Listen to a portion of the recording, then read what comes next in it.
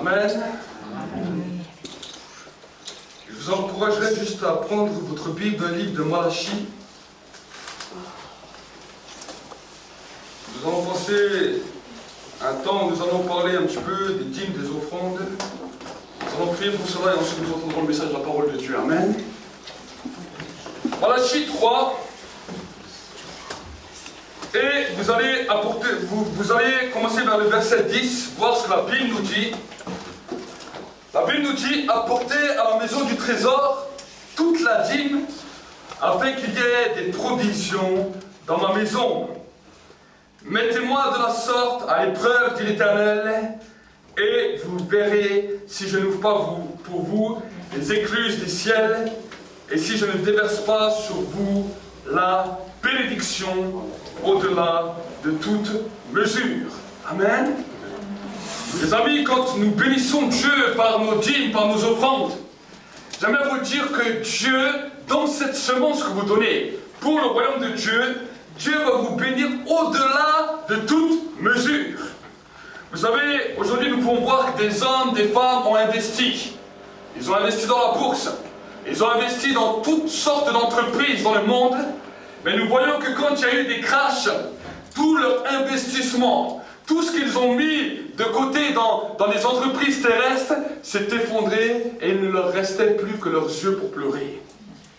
Mais la Bible nous dit, dans le livre des Proverbes, que si nous jetons notre pain à la surface des eaux, nous allons le retrouver quand tu en auras besoin. Amen. Et quand tu investis dans la maison de Dieu, par ta dîme, par tes offrandes, c'est une semence que tu donnes. Et la Bible nous dit que Dieu va te bénir au centuple. Amen. Ce n'est pas un homme qui a créé cette règle, c'est Dieu lui-même qui a instauré cette règle parce qu'il a décidé que si nous semons pour son œuvre, si nous décidons de semer pour les bonnes œuvres, Dieu va nous bénir et nous allons commencer à prospérer. Amen. Je crois que c'est un message de notre temps parce que beaucoup d'hommes à travers le monde cherchent cherche quelque chose pour pouvoir réussir. Et nous voyons que toutes les choses du monde sont en train de s'écrouler les unes derrière les autres. Mais j'aimerais vous dire que quand tu investis dans le royaume de Dieu, tu vas voir la bénédiction de Dieu. Et la Bible nous dit, la bénédiction de Dieu, c'est celle qui enrichit et qui n'est suivie d'aucun chagrin. Amen. Un autre investissement peut peut-être te donner du chagrin. Moi, j'aimerais te dire, depuis que je me suis converti, un jour, un homme m'a parlé de cela, celui qui m'a amené à la foi, il m'a parlé de cette règle, et au début, je n'avais pas grand-chose. Et avec le peu que j'avais, j'ai commencé à investir dans le royaume, et j'ai pu voir combien Dieu a commencé à multiplier, à multiplier, à multiplier. Amen. Je crois en la prospérité, parce que je crois que notre Dieu, le Dieu que nous servons, est un Dieu qui multiplie et qui peut vous rendre prospère au-delà de toute mesure et qui peut faire de vous des canaux de bénédiction pour d'autres. Amen. Je crois à cela. Dis à ton frère, dis à ta sœur, je crois que tu vas être une bénédiction dans ce siècle. Regarde ton frère, regarde ta sœur. Et dis-lui, je crois que tu vas être une bénédiction dans ce siècle. Amen. Dans le temps où la France est en crise, je crois que Dieu veut utiliser ses enfants pour pouvoir relever le pays. Amen. Et il a besoin de toi, et il a besoin de moi. Et pour que nous puissions voir cela, il nous demande de faire un acte de foi et de semer. Et alors tu vas voir combien Dieu va t'utiliser. Amen. Prions ensemble pour cela et ensuite nous allons passer au temps de la parole. Seigneur, je veux réellement te bénir, je veux réellement t'exalter, je veux réellement te rendre grâce. Seigneur, je te remercie pour tous les frères, tous les sœurs, Seigneur, qui s'aiment déjà. Je te demande, Seigneur, de leur donner au centuple. Mais Seigneur, tu vois aussi ceux qui n'ont pas pu encore semer et qui se disent, mais j'aimerais semer, mais je n'ai pas. Alors je te demande de leur donner de la semence dans leurs mains. Et que, Seigneur, mon Dieu, mon roi, ils puissent voir qu'en semant dans ton œuvre, ils vont commencer à prospérer. Ils vont commencer à avoir la multiplication. Seigneur, je te prie pour tous ceux et celles qui passent par un temps difficile, peut-être qui ont perdu un travail, ou peut-être, Seigneur, mon Dieu, mon roi, qui n'arrivent pas à avoir des ressources financières. Je te demande maintenant, Seigneur, Seigneur, détende ta main et qu'ils puissent voir, Seigneur, qu'à cause de la prière de ton serviteur, la bénédiction a commencé à découler dans leur vie et qu'ils puissent se souvenir en semant dans ta maison. Seigneur, je te demande, Seigneur, des bénédictions financières, matérielles, spirituelles, à tout point dans leur vie et qu'ils puissent prospérer à tout égard, comme prospère l'état de leur âme. Seigneur, je te bénis et je libère maintenant cette bénédiction. Prenez maintenant cette bénédiction. Recevez maintenant cette bénédiction. Recevez maintenant cette bénédiction qui vient du ciel. Et que toutes les portes qui étaient fermées jusqu'à aujourd'hui soient ouvertes maintenant sur vos vies. Soient ouvertes sur vos vies et que la bénédiction de Dieu commence à découler. Je vous bénis maintenant dans le nom de Jésus. Amen. Amen. Est-ce que vous êtes content d'être bénis? Oui. Amen. La foi vient de ce qu'on entend. Ce qu'on entend vient de la parole de Dieu. Amen. Est-ce que vous êtes dans la joie? Oui. Amen. Dans la joie. Amen. Ça vient, ça commence à chauffer. Alors réjouis-toi parce que Dieu a quelque chose pour toi ce soir. Amen. Amen. Amen. Réjouis-toi, Dieu a quelque chose pour toi. Dis à ton frère, à ta soeur, je me réjouis parce que Dieu a quelque chose pour moi. Amen. Il a quelque chose pour toi. Prions ensemble. Merci Saint-Esprit pour ta présence. Merci Saint-Esprit parce que sans toi nous ne sommes rien. Sans toi je ne peux rien faire. Sans toi, Seigneur, mon Dieu, mon roi, je ne pourrais même pas apporter ta parole. Mais je te demande maintenant de moindre ce temps, de venir me donner la main pendant ce temps. Et que, Seigneur, mon Dieu, mon roi, dans ce lieu, dans cette ville, dans ce village, dans cette nation, Seigneur, on puisse reconnaître que tu es Dieu, Seigneur, mon Dieu, mon roi. Et que je suis ton serviteur. Je te demande maintenant de moindre ce temps de parole. Que des paroles de feu puissent sortir. Et que, Seigneur, le peuple soit embrasé, le peuple soit enflammé pour libérer une multiplication, Seigneur. Seigneur, les âmes sont en train de se perdre à tout coin de rue et nous avons besoin de voir une multiplication se libérer, Seigneur. Nous avons besoin de voir la semence du Christ être libérée et Saint-Esprit, nous avons besoin de toi. Je te demande, Seigneur, d'embraser, Seigneur, chaque frère, chaque sœur dans ce lieu, d'embraser tous les internautes, et que, Seigneur, mon Dieu, mon roi, cette parole ne revienne pas à toi avant d'avoir accompli et fait, et exécuté tous les desseins. Merci pour la présence des anges, des archanges, des séraphins, des chérubins, qui vont encore nous aider pendant ces temps, pour que, Seigneur, mon Dieu, mon roi, pendant ce temps de la parole, qui vont travailler avec nous, je libère leur ministère, et je paralyse toutes les œuvres des ténèbres, je paralyse toutes les œuvres du diable, je paralyse toutes les œuvres de l'occultisme et de la sorcellerie, qui voulaient venir empêcher ces temps, ces instants, pour que le peuple puisse saisir la dimension de Dieu. Je les paralyse et je déstabilise leur autorité, et je détruis maintenant leur influence. Je déclare la gloire de Dieu, et que, Seigneur, que ce soit un peuple joyeux, un peuple embrasé. Seigneur, tous ceux qui sont venus avec la tristesse, je paralyse tout esprit de tristesse. Je détruis maintenant tout esprit de tristesse, de deuil. J'arrache cela de leur vie, et je déclare qu'une huile de joie commence à couler maintenant sur leur vie, qu'une huile d'allégresse commence à couler maintenant sur leur vie, et que la parole leur donne du réconfort. Dans le nom de Jésus, Amen. Amen. Aujourd'hui, nous allons parler d'un sujet qui est important. Nous allons parler de la mission du croyant, de la mission des témoins. Amen. Et à la fin même, notre frère nous a amené toutes sortes de semences pour que vous puissiez distribuer et puissiez vous multiplier. Amen. Nous allons parler aujourd'hui d'un point important de la mission du croyant et comment le croyant peut arriver dans une dimension de multiplication. Amen. Vous savez, si nous regardons dans la Bible, nous allons voir que Jésus nous a laissé tout un tas de règles que nous avons simplement besoin à mettre en pratique pour voir comment nos vies peuvent se multiplier. Et je veux vous encourager à tout de suite ouvrir votre Bible dans le livre de Luc au chapitre 9 et nous allons voir ensemble ce que Jésus dira à ses 12 apôtres. Luc chapitre 9 au verset 1er. La Bible nous dit, il appela les 12 et leur donna la puissance et l'autorité sur tous les démons, ainsi que le pouvoir de guérir les maladies. Il les envoya prêcher le royaume de Dieu et guérir les malades. Il leur dit, ne prenez rien pour le voyage, ni bâton, ni sac, ni pain, ni argent, et n'ayez pas de tunique. Dans quelque maison vous entriez, restez-y, et c'est de là que vous partirez. Et partout où les gens ne vous reçoivent pas, en sortant de cette ville, secouez la poussière de vos pieds. Amen. Nous allons continuer dans Luc 10, et ensuite nous allons entendre la prédication. Luc chapitre 10. Voilà ce que le Seigneur leur dira. Après cela, le Seigneur en désigna encore 70 autres, et envoya devant lui 2 à 2 dans toutes les villes ou dans tous les endroits où lui-même devait aller. Il leur disait, la moisson est grande, mais il y a peu d'ouvriers.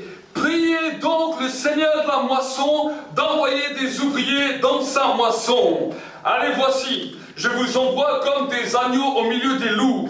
Ne portez ni bourse ni sandales et ne saluez personne au chemin. Dans quelque maison vous entriez, dites d'abord que la paix soit sur cette maison. Et s'il se trouve là un enfant de paix, votre paix reposera sur lui. Sinon, elle reviendra à vous. Demeurez dans cette maison-là, mangez et buvez ce qui s'y trouve, car l'ouvrier mérite son salaire. Ne passez pas de maison en maison, et dans quelque ville où vous entriez, où l'on vous recevra, mangez ce que vous présentera, guérissez les malades qui s'y trouveront, et dites-leur, le royaume des cieux s'est approché de vous. Mais dans quelque ville où vous entrez et on ne vous recevra pas, allez sur les places et dites, nous secouons contre vous, même la poussière de votre ville qui s'est attachée à nos pieds. Sachez pourtant que le royaume de Dieu s'est approché de vous. Je vous le dis qu'en ce jour, Sodome et Gomorrhe sera traité moins rigoureusement que cette ville-là. Amen.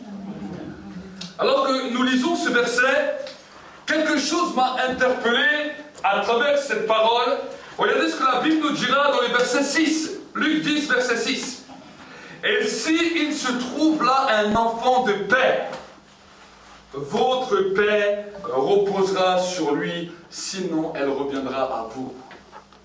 La mission première du croyant est de commencer à parcourir les endroits, les différents endroits, vos différentes connaissances, et leur annoncer de se repentir parce que le royaume de Dieu est en train de se rapprocher.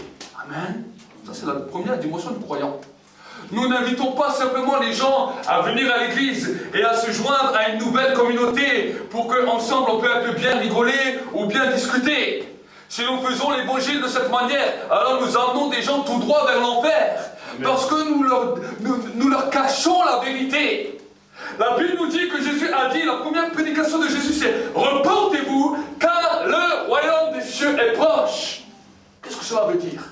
Nous vivons dans un pays où il y a des lois. Certaines lois sont bonnes, d'autres lois sont des lois iniques. Mais ça, ce sont les lois que les hommes ont créées. Mais Jésus était en train de dire que le royaume de Dieu est en train de descendre. Il est en train de s'installer sur terre.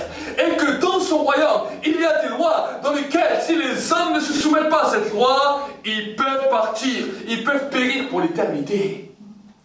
Alors il encouragea les gens de pouvoir mettre leur vie en règle par le biais de la repentance. Selon ce que l'apôtre Paul a dit, tous sont pécheurs et sont privés de la gloire de Dieu. Il n'y a pas un seul juste. Tous nous sommes pécheurs. Et Jésus leur dira que maintenant dans vos connaissances, vous avez peut-être déjà souvent expérimenté où vous avez essayé de parler, certaines personnes ont écouté, d'autres personnes vous ont rejeté. Et cela est une chose normale parce que le maître lui-même, certains l'ont écouté, d'autres l'ont rejeté. Amen. Amen. Mais si nous faisons un blocus sur ceux qui nous ont rejetés, vous savez, les premières personnes malheureusement que nous rencontrons qui nous rejettent sont souvent ceux de notre propre famille. Pourquoi? Parce que Jésus a dit, un prophète n'est jamais le bienvenu parmi les siens. Et malheureusement, des fois, j'ai entendu, des fois dans certaines églises où on a dit, oui, maintenant que tu t'es converti, tu dois te focaliser sur ta famille. Quand ta famille sera convertie, tu vas voir les autres. Mais ce n'est pas une chose que le Seigneur nous a dit. Le Seigneur ne nous a pas dit ça, parce qu'il nous a dit, tu seras rejeté par les propres tiens.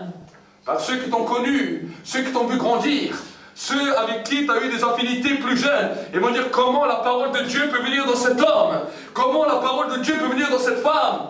ils ne voudront pas écouter forcément. Mais le Seigneur t'a donné une promesse. Il a dit, si toi tu crois et que tu te laisses baptiser, ne t'inquiète pas des gens de ta famille, parce que toute ta famille sera sauvée. À une condition. Si tu commences à t'occuper des affaires que le Père a pour toi. Amen. Et les affaires que le Père a pour toi, c'est que tu deviens un témoin là où tu es. Et voilà une des manières que Jésus nous demande d'être des témoins, c'est de trouver une personne de paix. Quand nous partons pour évangéliser, quand nous partons pour voir que des hommes se tournent à Dieu, ce que je peux t'encourager, c'est quand tu pries, dis Seigneur, permets qu'aujourd'hui je puisse rencontrer des hommes et des femmes de paix dans lesquels je peux investir en eux. Amen. Amen.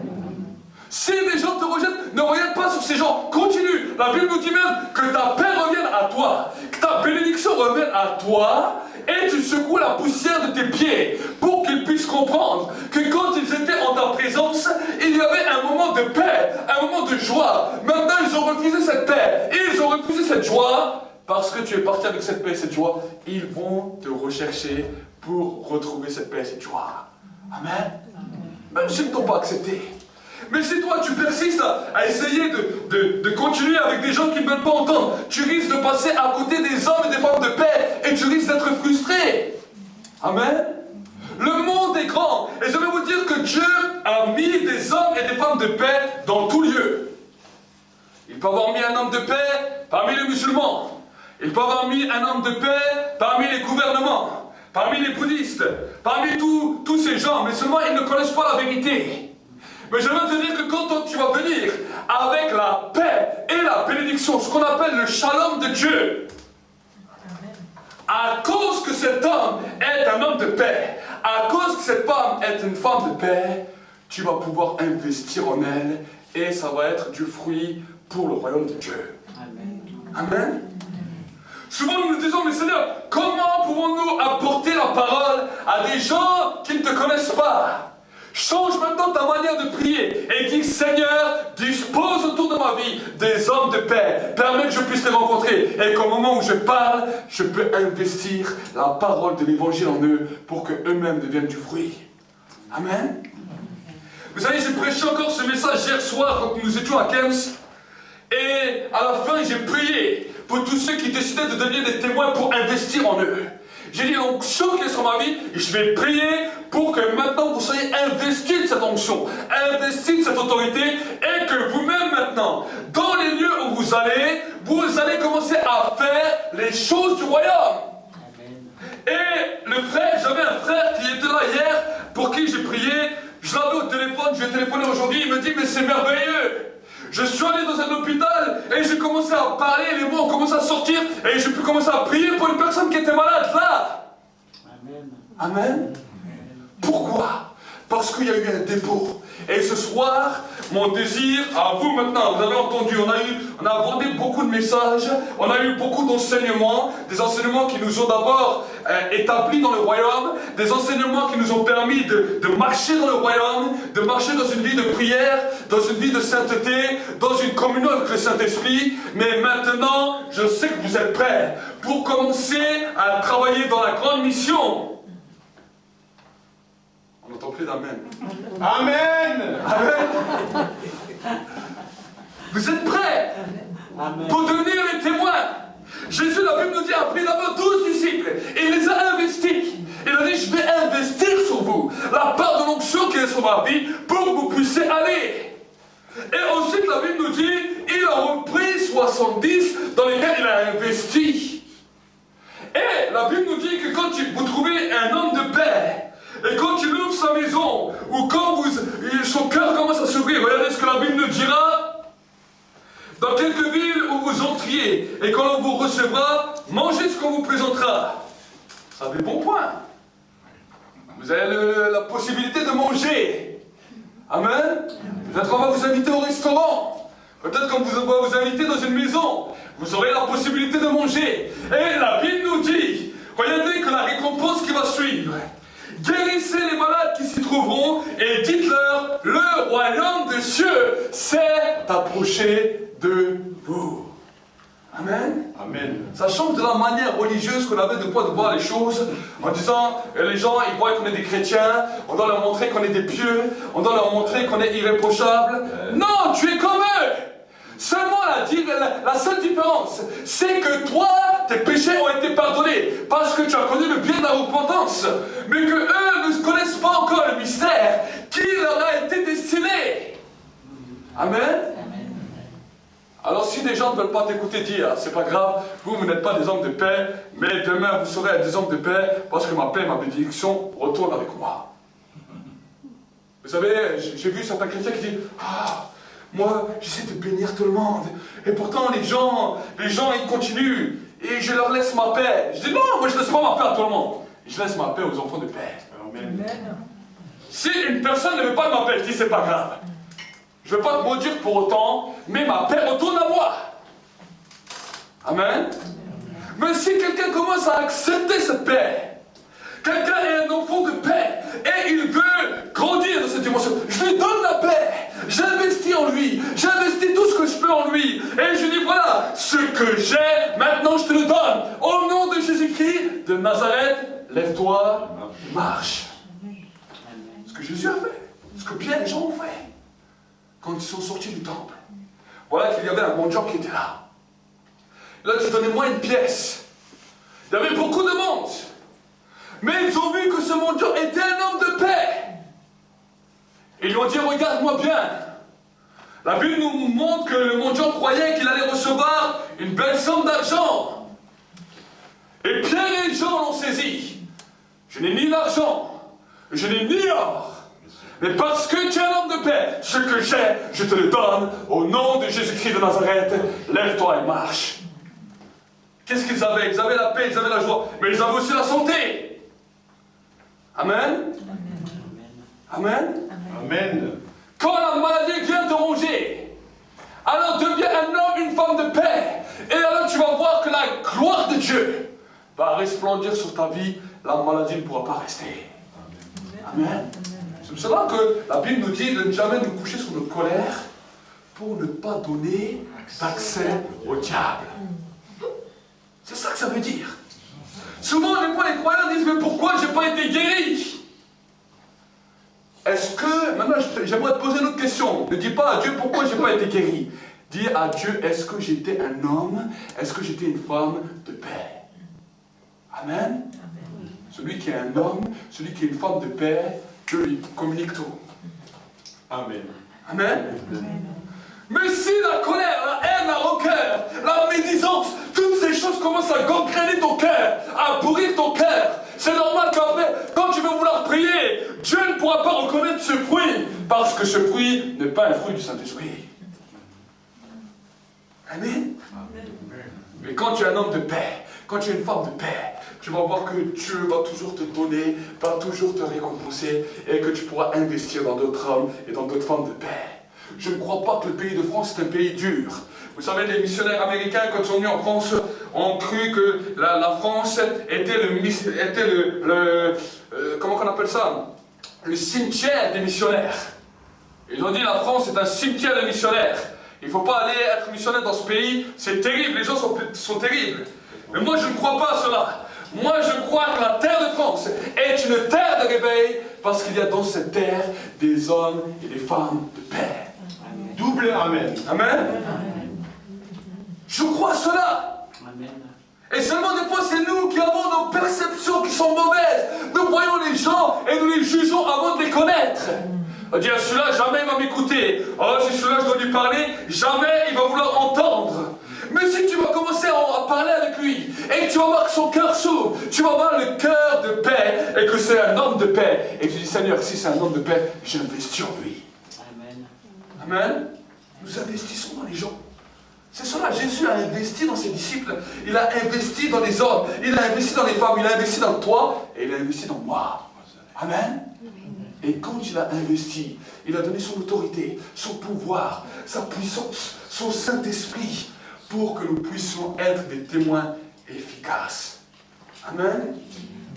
Peut-être tu vas te dire, oui, mais je ne sais pas, moi tu sais, je n'ai pas la grande autorité ou la grande onction des Reinhard Bonnke, des Bénéines, de tous ces hommes, de tous ces grands hommes, j'aimerais te dire que quand la veuve est venue voir le prophète Élisée, elle lui a dit, c'est terrible, mon mari vient de mourir, et maintenant j'ai mes 2 enfants qui sont là, et mon mari a laissé des dettes, et maintenant je vais devoir rembourser, sinon on va me voler mes enfants. Qu'est-ce qu'il a dit le prophète? Le prophète il lui a dit, femme, qu'as-tu dans ta maison? Qu'as-tu dans ta maison? Elle me dit, tu sais, il me reste un petit récipient avec un peu d'huile. Alors il lui dit, ça suffit. Tu vas voir tous tes amis, tous tes voisins, et tu vas récupérer tous les vases que tu peux, et tu vas amener tout ça dans ta maison. La veuve va commencer à faire ça. Et quand elle a fait ça, elle est allée voir le prophète, elle dit, voilà, j'ai pris tous les vases, qu'est-ce que je fais maintenant?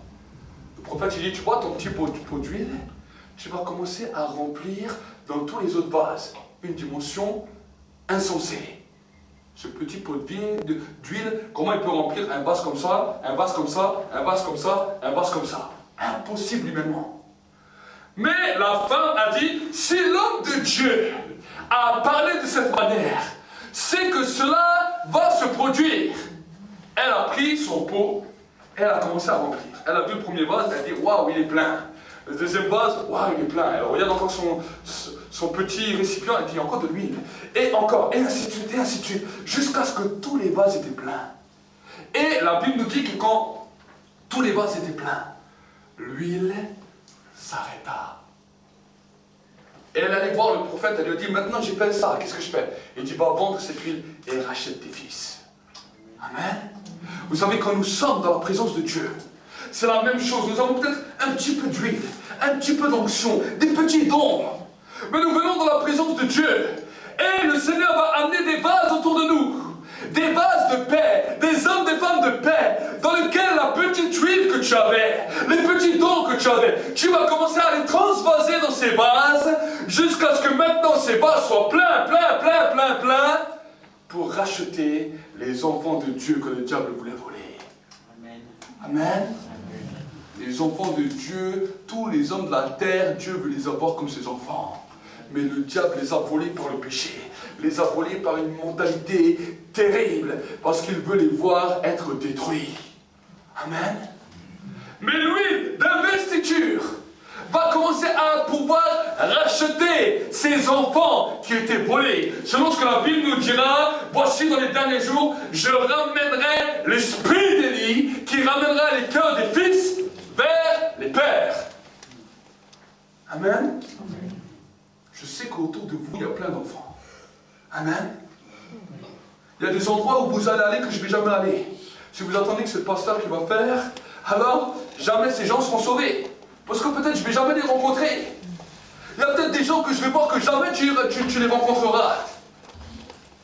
Mais par contre, si toi, là où tu es, tu vas parler aux gens qui sont autour de toi, aux groupes de personnes qui sont autour de toi, tu vas rencontrer des hommes de paix que tu vas investir. Eux vont trouver d'autres hommes de paix qui vont investir. Et là, il y a une multiplication qui va commencer à se produire. Amen.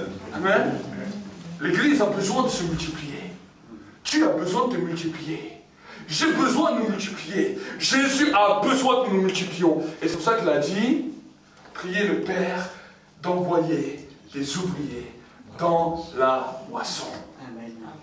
Amen. Ne te dis pas, les gens ne vont pas écouter. Arrête de parler comme ça. C'est toi qui es en train de détruire ton propre travail. Dis, Seigneur, je sais que peut-être aujourd'hui dans mon travail, aujourd'hui dans la rue, aujourd'hui dans un magasin, tu vas permettre que je rencontre des hommes et des femmes de paix. Ouvre-moi la porte pour voir les hommes et les femmes de paix. Amen. Et quand tu as l'homme et la femme de paix en face de toi, ne passe pas à côté de ce temps avec des mauvais raisonnements, mais dis, Seigneur, j'ai trouvé un homme de paix, donc je vais investir dans l'homme de paix, selon ce que tu as dit dans ta parole. Si vous voyez un homme de paix, que votre paix et votre bénédiction, votre shalom, demeure sur lui. Amen. Qu'est-ce que c'est le shalom de Dieu? Le shalom de Dieu, ça veut dire le salut pour sa vie. Amen.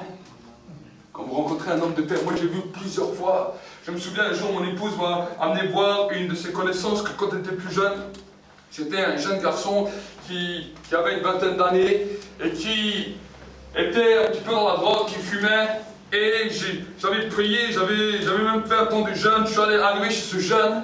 Je lui ai parlé en même pas 10 minutes. Je lui ai raconté une histoire. Je lui ai dit, mon ami, si tu aurais rencontré le plus grand trésor de la terre, et que toi, tu n'avais pas grand-chose, mais que pour recevoir ce trésor, tu avais besoin de tout abandonner ce que tu avais, qu'est-ce que tu aurais fait? Cet homme m'aurait dit, j'aurais laissé toute ma vie et j'aurais saisi ce trésor. Alors je lui ai dit, écoute-moi bien, il y a un trésor maintenant qui est là pour toi. Si tu acceptes de le recevoir, Dieu te donne la vie éternelle et il pardonne tes péchés. Et cet homme, en moins de 10 minutes, s'est donné à Dieu littéralement. Il a dit, ça, je le veux. Amen. Et j'ai prié avec lui, il a fait la prière de repentance directement. Mais j'aimerais vous dire que des hommes et des femmes de paix de cette espèce, il y en a partout. J'en ai vu plusieurs dans ma vie comme ça. Et j'aimerais vous dire que plus que le temps passe, plus que j'en vois, et plus que j'aime ces hommes et ces femmes de paix. Amen. Ceux qui ne veulent rien entendre, je ne regarde pas sur eux. Je dis, si vous ne voulez pas entendre, ma paix reviendra à moi. Et vous serez obligés un jour de revenir parce que vous voudriez cette paix. Amen. Amen. Vous savez, un jour, Jésus est allé dans le pays de Génézareth. Et là, dans le pays de Génézareth, il y avait, la Bible nous dit, un homme qui était lié par les démons, qui avait une légion de démons en lui.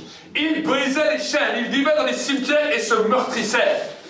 Mais la Bible nous dit que quand Jésus est arrivé, cet homme est allé à sa rencontre avec les chaînes cassées. Et les démons ont commencé à parler. Il a dit, que veux-tu, Jésus de Nazareth? Tu es venu ici pour nous perdre. Et Jésus a obligé ces démons de quitter cet homme. Il a dit, comment vous appelez? Ils ont dit les légions. Parce que nous sommes plusieurs. Et la Bible nous dit que les démons ont prié Jésus de les envoyer dans les porcs, dans les cochons.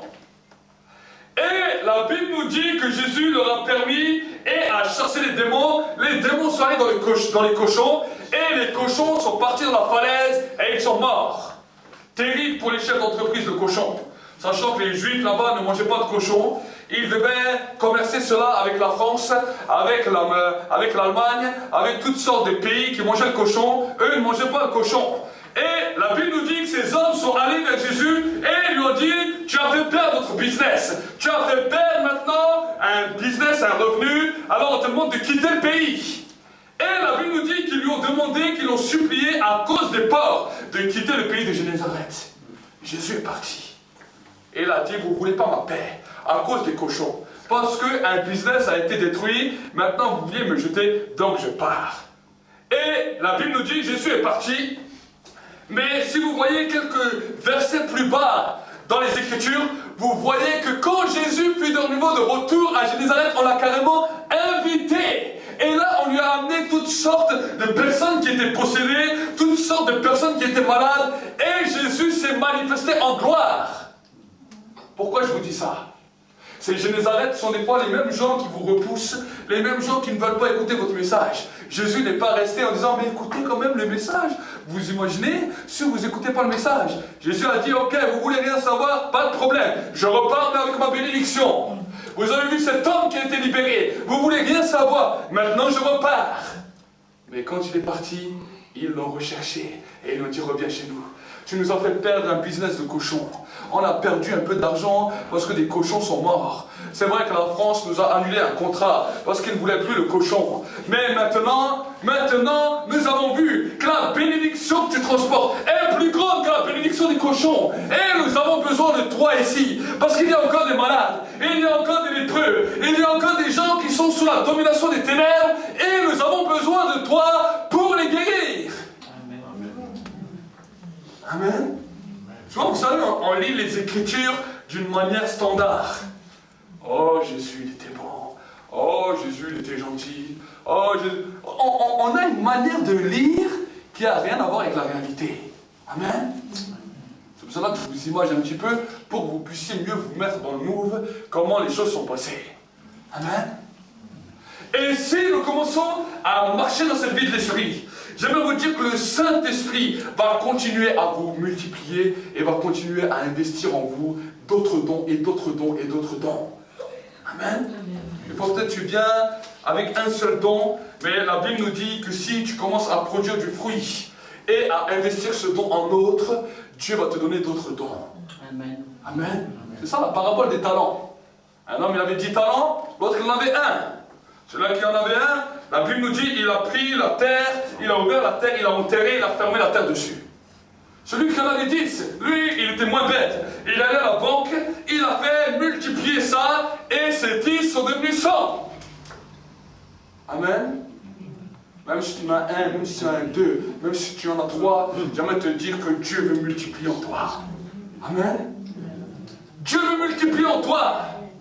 Et plus que Dieu voit que cela multiplie, vous savez ce que Jésus a dit? Quand tu vois qu'un arbre produit du fruit, il l'immonde pour qu'il porte encore plus de fruits. Amen. Amen. Mais si un arbre ne produit pas de fruits, il est passé devant le figuier qui était sec. Il dit, ce figuier il a 15 ans, 20 ans, aucun fruit ne produit de lui. Il a regardé le figuier, il l'a maudit, le figuier a séché directement.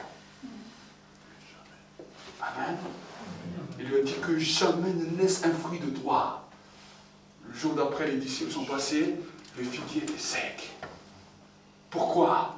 Parce que quand Dieu a créé la nature, Dieu a voulu nous montrer quelque chose, que la nature est toujours là pour produire un fruit. Amen. Amen. Si tu es croyant, la Bible nous dit tout arbre qui ne produit pas de bons fruits sera coupé et jeté au feu. Amen. Alors peut-être tu vas te flipper, tu vas dire, mais comment produire du bon fruit? Produis du bon fruit en trouvant des hommes et des femmes de paix. Même si tu as vu 100 personnes de guerre, peut-être la 101e personne sera une personne de paix. Amen. Amen. Même si tu as vu 500 personnes de guerre, et tu dis, Seigneur, mais j'ai parlé à 500 personnes, à 1000 personnes, personne ne voulait m'écouter. Mais Dieu te dit, la 1001e personne, ça sera une personne de paix, dans laquelle tu pourras investir. Amen. Amen. Et quand vous êtes une personne de paix, que personne ne vous vole la paix de Dieu. La Bible nous demande d'être des artisans de paix. Elle dira même à un moment, soyez en paix avec tous. Parce que sans la paix, ni la sanctification, personne ne verra le Seigneur. Amen. Si tu es un homme de paix, ne te laisse pas avoir par les critiques, la calomnie, la haine, la rancœur. Vous savez, des fois on va à l'église et il y a certaines personnes qui ont comme du poison dans leur bouche. Et ils disent, ah, tu vois ce frère, ah, tu vois ce serviteur, il est encore comme ça, il commence à médire, il commence à donner du poison pour que les gens ne soient plus des gens de paix, mais que les gens commencent à devenir des gens suspicieux. Et quand les gens commencent à devenir des gens suspicieux, la paix commence à partir, une gangrène commence dans leur cœur, et commence à les éloigner de la vérité. Même si des fois il y a l'onction, à cause de cette gangrène, cette chose horrible qu'il y a dans leur cœur, l'onction ne peut même plus les toucher. C'est ce qui s'est passé un moment aux enfants d'Israël. Oh Dieu, il a parlé à Moïse, il a dit, mais ce peuple, il a la nuque raide, il a un cœur dur. Il a la nuque raide, c'est terrible.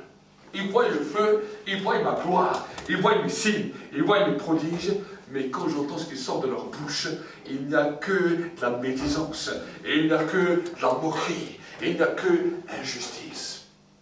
Amen.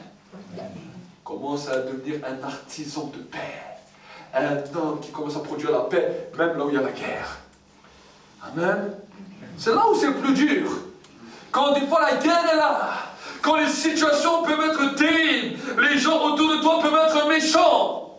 Dieu te demande à ce moment-là de devenir un artisan de paix, ne pas de réjouir. Vous savez, l'être humain, il est assez, et il aime quand ça chauffe. Quand il y a deux personnes qui s'embrouillent, et une personne passe à côté, il dit, ah, mais qu'est-ce qui se passe? Alors on commence à regarder, on commence à écouter, et au bout d'un moment, il y a un plaisir, parce qu'on voit qu'ils s'engueulent, même c'est pour ça qu'ils ont fait les films. Si vous regardez certains films, quand il y a certains conflits, on voit les gens qui commencent à rigoler, qui commencent à s'éclater. Pourquoi? Parce que ça nourrit quelque chose à l'intérieur d'eux. C'est pas marrant quand ça vous arrive, mais quand c'est à d'autres, ah, là on peut rigoler. Mais quand nous devenons un artisan de paix, ces choses-là, nous commençons à en avoir haine. Que ce soit nous ou que ce soit un autre, nous désirons la paix pour tous. Amen. Le prince de la paix, la Bible nous dit on l'appelle Jésus. Donc s'il est le prince de la paix, nous devons être des enfants de paix. Amen. Si nous disons que nous suivons Christ et que le royaume de paix n'est pas à l'intérieur de nous pour voir la progression de la paix, alors la Bible nous dit que nous sommes des menteurs. Amen.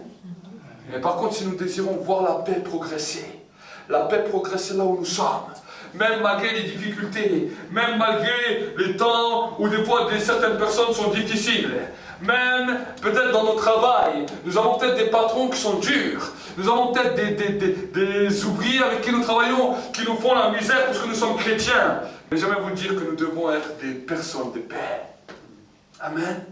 Vous savez, un jour j'étais en train de travailler à l'usine, et je me souviendrai toujours de cette histoire. Et pendant que je travaillais à l'usine, je travaillais avec d'autres qui étaient des musulmans. Et ils savaient que moi j'étais un ancien musulman et que j'étais reconverti, parce que j'avais prêché ouvertement dans cette entreprise. Et parce qu'ils savaient que j'étais converti, et ils ont commencé, vu qu'ils étaient un peu supérieurs à moi dans les échelons de l'entreprise, ils ont commencé à m'en faire voir de toutes les couleurs. Et au début, quand j'étais là, je travaillais à la chaîne, les planches venaient comme ça, et eux ils étaient à côté de moi, et ils se moquaient de moi, et ils m'allumaient. Et au bout d'un moment, je commençais à chauffer à l'intérieur de moi. Je disais à Dieu, Seigneur, je bénis ces hommes, mais en vrai, dans mon cœur, je commençais à bouillir comme une cocotte minute. Et au bout d'un moment, c'était en 2007 que ça m'est arrivé. Et au bout d'un moment, je devenais chaud. Et je parlais à Dieu. J'ai dit, Seigneur, tu vois, ces gens, ils commencent à m'énerver. Je dis, toi, tu me dis de bénir ceux qui me maudissent, ceux qui m'ont fait du mal, ceux qui me calomnient. Moi, ces gens, ma manière de les bénir, je vais prendre ces plans, je vais leur casser sur la tête s'ils continuent. J'ai dit ça à Dieu. Je dis, si toi, tu n'interviens pas, je vais agir d'une manière où moi, je vais les bénir de ma manière. Mais je te demande d'intervenir. Je ne sais pas comment tu vas faire, mais moi, il commence à me chauffer. Et alors que le temps passait, 10 minutes après, ces mêmes gens reviennent et me recalomnient encore plus. Et vous savez, à ce moment-là, quelque chose s'est produit de puissant. Je les regarde, je n'ai plus aucune rancœur, leurs paroles ne me touchent plus et je les aime vraiment. Et moi-même, je me disais, mais moi, je suis un fou. Je dis, il y a des gens qui sont en train de me calomnier. Il y a des gens qui sont en train de m'insulter à cause de ma foi. Et moi, je les regarde, je suis en train de les aimer. Je dis, comment ça se fait? Le Saint-Esprit m'a dit, tu as été vrai avec moi. Tu m'as dit comment tu pensais. À cause de cela, j'ai pu agir dans ta vie et j'ai pu déposer ton amour pour que tu puisses les aimer. C'est pour cela que la Bible nous dit, voici l'heure. Et elle est venue où les vrais adorateurs adoreront le Père en esprit. Pourquoi en esprit? Parce que nous avons reçu le Saint-Esprit par lequel nous pouvons dire Abba Père, mais aussi en vérité, parce que nous avons appris à être vrais avec nos émotions, nos sentiments, ce qu'on ressent pour que Dieu puisse nous changer. Tu ne pourras pas bénir les autres par toi-même. Ceux qui ont passé par la persécution, par la mort, si le Saint-Esprit n'a pas changé leur pensée, jamais ils n'auraient pu dire « Seigneur, je les bénis en partant ». Mais à un moment donné, ils étaient peut-être avec Dieu, ils ont dit « Seigneur, ces gens m'ont fait mal, de moi-même, j'aurais envie de peut-être les tuer. J'aurais envie de faire quelque chose de terrible, mais donne-moi ta grâce. » Et là, le Saint-Esprit est rempli d'amour, est rempli de grâce pour pouvoir résister. Combien de fois avez-vous été vrai avec Dieu? Vous êtes dans vos prières, vous avez beaucoup de prières hypocrites en disant « Seigneur, j'aime tout le monde, Seigneur, je pardonne tout le monde, Seigneur, je bénis tout le monde, même si les gens sont méchants avec moi, je les aime, je les bénis. » Arrête de mentir! Dieu peut t'envoyer des gens qui vont te faire de la misère. Et 3 jours après, tu vas être une cocotte minute.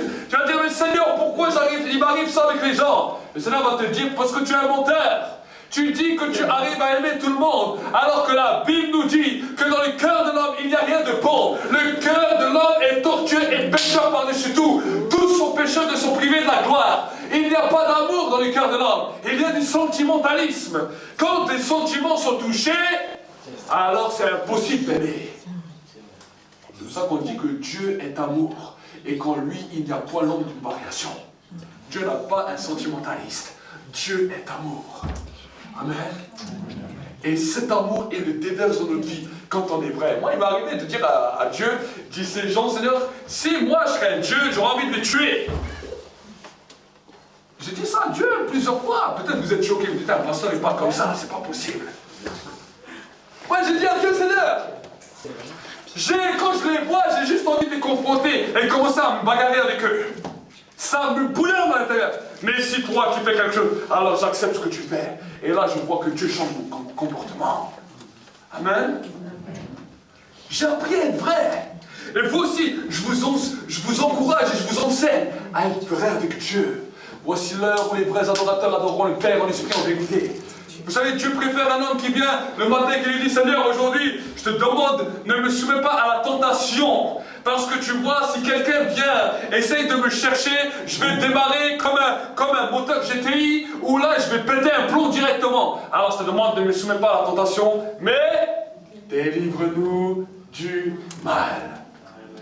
Mais si tu viens et tu dis, Seigneur, moi j'aime tout le monde, je suis la personne qui n'a peur de rien, je suis ton bon témoin. Dieu dit, ok, d'accord, Satan il revient, il dit, ok, ça c'est un témoin, et il est vraiment orgueilleux cet homme, elle est vraiment orgueilleuse cette femme, je vais lui en faire voir de toutes les couleurs. On va voir si ses paroles sont à la hauteur de ce qu'il dit.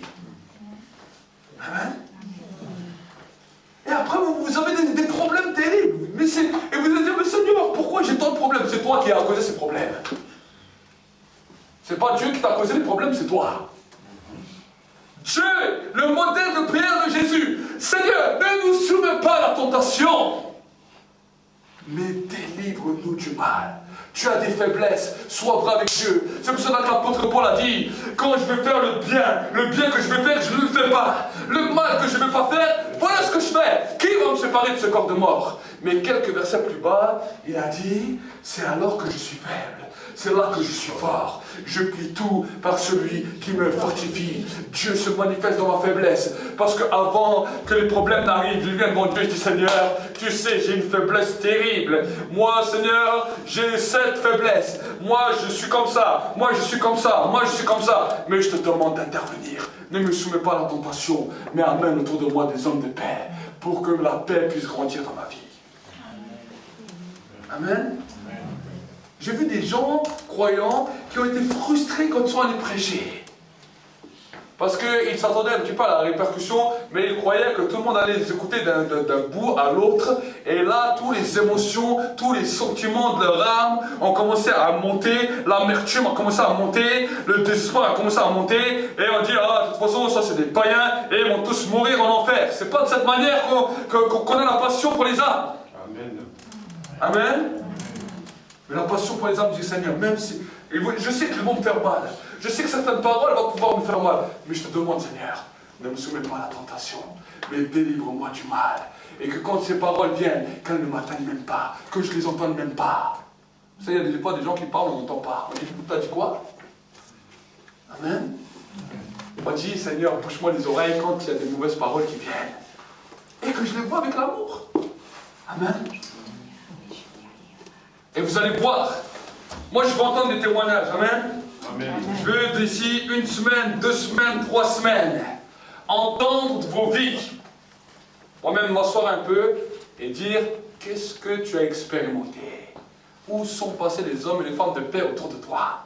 Amen. Au point qu'on va se multiplier, se démultiplier, au point qu'on n'aura même plus de place ici. Amen. Amen. Je crois qu'on n'aura même plus de place ici. Parce que un, il va porter 100, l'autre 500, l'autre 1000, l'autre 50, l'autre 10, l'autre 1, l'autre 5. Amen. Mais ces 5 vont ramener 1, ces 5 vont ramener 3, ces 10 vont ramener 100. Amen. Et ensemble, le royaume de Dieu va se construire. Amen. Prions ensemble pendant un instant. Et j'aimerais demander à tous ceux et celles qui veulent aujourd'hui recevoir une investiture de l'onction. Peu importe, tu es un vieux chrétien, un jeune chrétien, si tu veux une investiture de l'onction, je te demande de venir devant, je vais prier, je vais investir dans vos vies. Venez devant, vite, vite, vite, venez devant, approchez-vous, approchez-vous, approchez-vous par là, approchez-vous, venez vite devant, je vais prier pour vos vies. On va investir dans vos vies. Laissez peut-être même une ou deux rangées comme ça. Ceux derrière peuvent aussi avancer. Avancer, avancer encore. Pour que Dieu va faire des témoins. Vous savez, 12 personnes ont donné 120. 120 personnes ont donné 3000.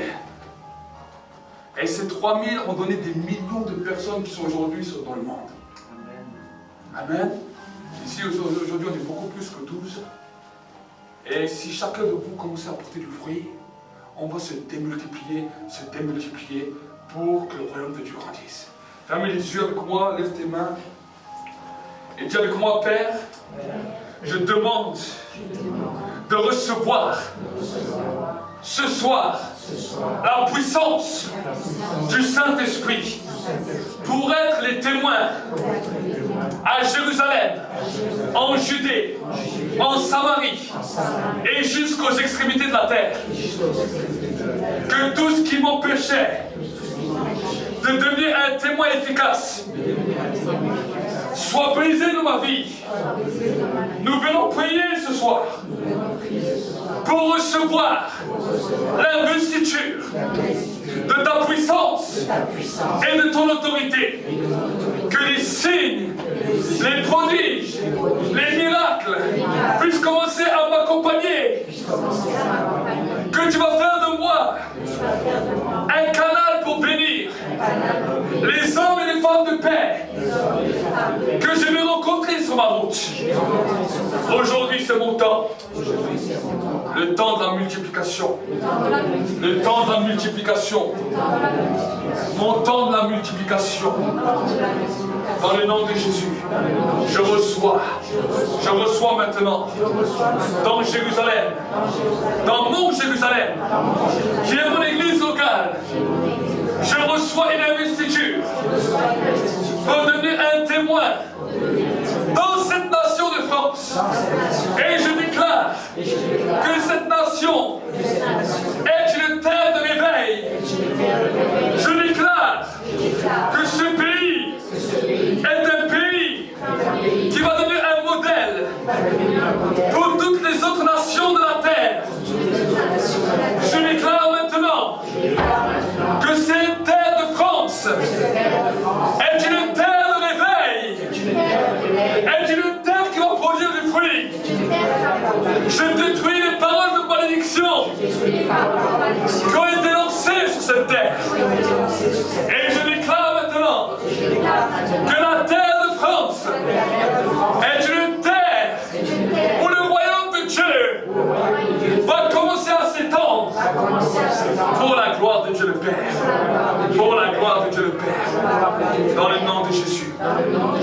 Maintenant, restons en silence, je vais prier et après je vais commencer à prier pour chacun d'entre vous. Seigneur, je te demande, tu vois, sinon c'est ce peuple qui se lève comme une armée. Seigneur, mon Dieu, mon roi, c'est vraiment l'armée de Dieu qui se lève pour conquérir les nations de la terre. Que ce soit ici dans l'église, que ce soit aussi sur le net, je te demande maintenant que la puissance de l'onction puisse commencer à les saisir. Que la puissance de l'onction puisse commencer, Seigneur mon Dieu, mon roi, à les secouer. Et qu'à partir de ce soir, ils ne soient plus jamais les mêmes hommes. Mais que la puissance du feu, que la gloire de Shekinah puisse commencer à descendre sur leur vie. Seigneur, maintenant, ce que tu m'as donné, dans le nom de Jésus, je leur communique maintenant. Je prophétise sur vos vies maintenant. Que là où vous étiez infructueux, que là où vous ne produisez pas de fruits, maintenant, je maudis cette stérilité qui était là. Je maudis maintenant cette stérilité. Et je déclare maintenant une multiplication sur vos vies. Une multiplication sur vos vies. Une nouvelle saison dans vos vies. Que maintenant, une nouvelle saison s'ouvre maintenant. Une nouvelle saison s'ouvre maintenant.